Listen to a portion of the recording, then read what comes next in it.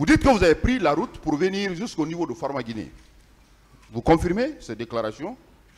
Vous dites que vous avez trouvé un dispositif également qui vous laissait croire que le président Dadis était à cet endroit.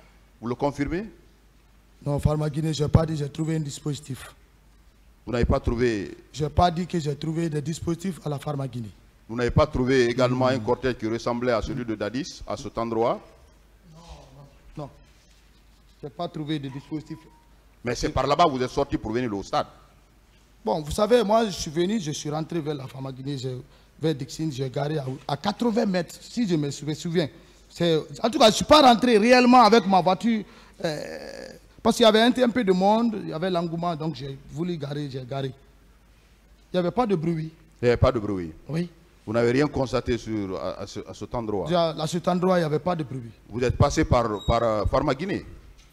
Oui, Farmaguinée, Dixine, vous directement au stade. Vous êtes passé par Marokana également? Non, moi je ne connais même pas Marokana. Vous ne connaissez pas Marokana? Je n'ai jamais été à Marokana. Mais de Farmaguinée jusqu'au stade, vous n'avez pas trouvé un cortège quelconque? Non, je n'ai pas trouvé. Vous êtes arrivé au stade à quelle heure?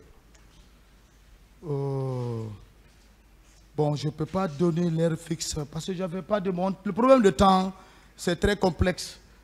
En tout cas, c'était entre 10h moins, 11h moins. En tout cas, il y avait un peu le soleil qui était là. Parce que 10h, il y a un peu de soleil qui prétend. Monsieur Marcel, vous étiez seul? J'étais seul, hein. Tout ce parcours, vous étiez seul? Ah, moi, je suis seul. Vous avez suivi les autres accusés qui ont comparé devant votre tribunal ici, devant ce tribunal, oui, qui ont soutenu que vous étiez avec un nombre important d'éléments. Qu'est-ce que vous en dites? Non. Que vous n'étiez pas seul, contrairement à vos déclarations selon lesquelles vous étiez seul dans le véhicule jusqu'au stade. Non. La preuve est que le commandant Toumba, je suis rentré avec lui au camp. Si j'étais avec les hommes, mais je ne peux pas abandonner ces hommes. Avant tout, je suis militaire. Quand tu es avec tes hommes, tu montes, tu rentres, tu montes, tu descends avec tes hommes. Si tu viens avec tes hommes, comment tu vas les abandonner, les laisser sur le terrain? Par quel moyen ils vont rejoindre le camp? Alors, arrivé au stade, quelle était l'atmosphère? Vous avez trouvé qu'il n'y avait pas de problème? Bon, arrivé au stade, je descendais juste pour... Vous savez, moi, j'ai mis pour fermer ma voiture pour les petits délinquants, contre les petits délinquants. Bon, au moment où je descendais, c'est en ce temps que j'ai vu le dispositif qui venait maintenant, ils sont garés, c'est militaire, et puis c'est là où j'ai constaté Makambo. Mais je n'ai pas regardé la physionomie de Makambo, je connais Makambo. Mais j'ai reconnu Makambo par sa hache. Il faut qu'on soit clair. Il était habillé de sorte que, si toi tu ne le connais pas, tu ne peux pas l'identifier. Mais la hache, c'est la seule personne qui pouvait marcher à la présidence. En République de Guinée, il a la hache. L'armée guinéenne n'est pas dotée de hache. Et c'était le chargé d'opération. Donc, ces hommes qui étaient avec lui, c'est lui qui les commandait. Parce que quand Makambo est dans un lieu, il est le plus gradé. Et c'est le chargé d'opération du président. Donc, quand tu vois les hommes derrière lui, c'est le commandeur. Bon, avant que je ne parte, j'ai vu Begré aussi rentrer. Mais Begré, lui, et même Makambo, je ne l'ai plus vu au stade. Le stade est large. Je ne sais pas partout ils ont dispersé, qu'est-ce qu'ils ont fait au stade, ils ont rentré partout. Bon, c'est en ce temps, moi aussi, j'ai foncé au camp. Il y a eu les tirs. Il y a commencé le crépissement des tirs de sommation. Parce que... C'est à votre arrivée que les tirs ont commencé? Non, pas à mon arrivée. Vous avez commencé que les tirs ont commencé à retentir? Dès que les tirs ont commencé, moi j'étais déjà à la porte, principalement. Directement, je suis rentré à la presse. Moi, je pensais que c'est le président Dadis qui a été attaqué. Moi, c'est mon consentement. Je dis, le président est attaqué. Donc, j'ai foncé. Je n'ai pas regardé pour le pied. J'ai foncé jusqu'au stade. Jusqu'à la tribune. C'est là, dès mon arrivée, j'ai vu le commandant Toumba. Il était en discussion farouche avec certains de ces bérets rouges. Vous avez parlé de tout ça hier.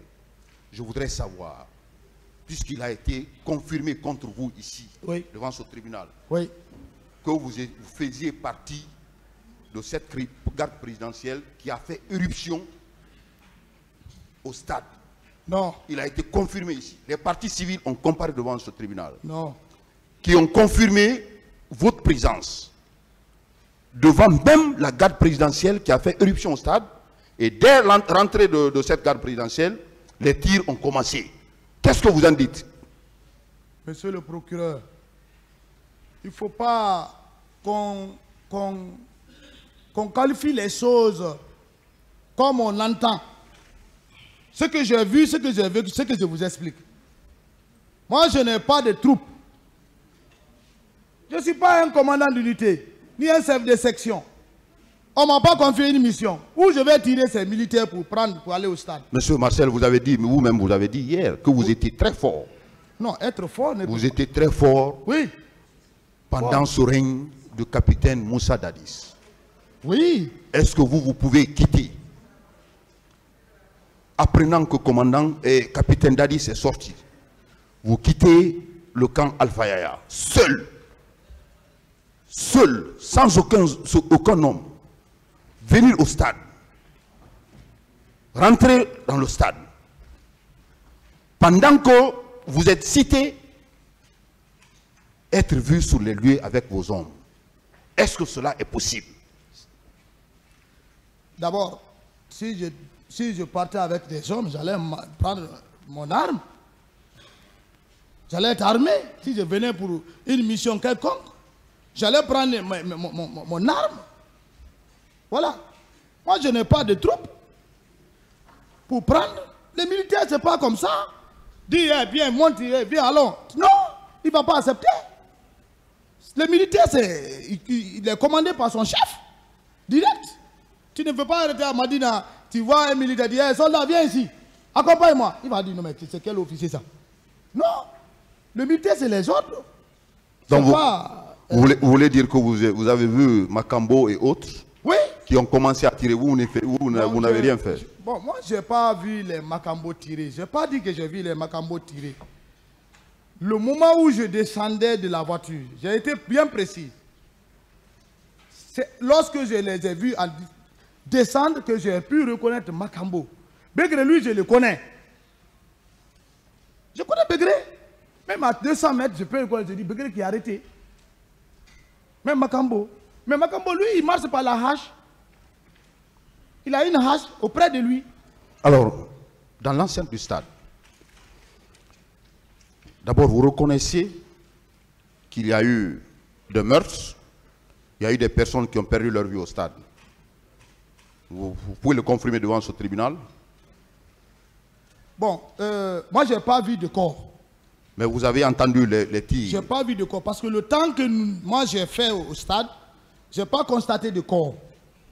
Sauf la seule femme que j'ai vu que le policier voulait l'arracher son téléphone, que j'ai donné un coup de gifle. Je ne sais pas si ma main lui arrive. En tout cas, il a quitté.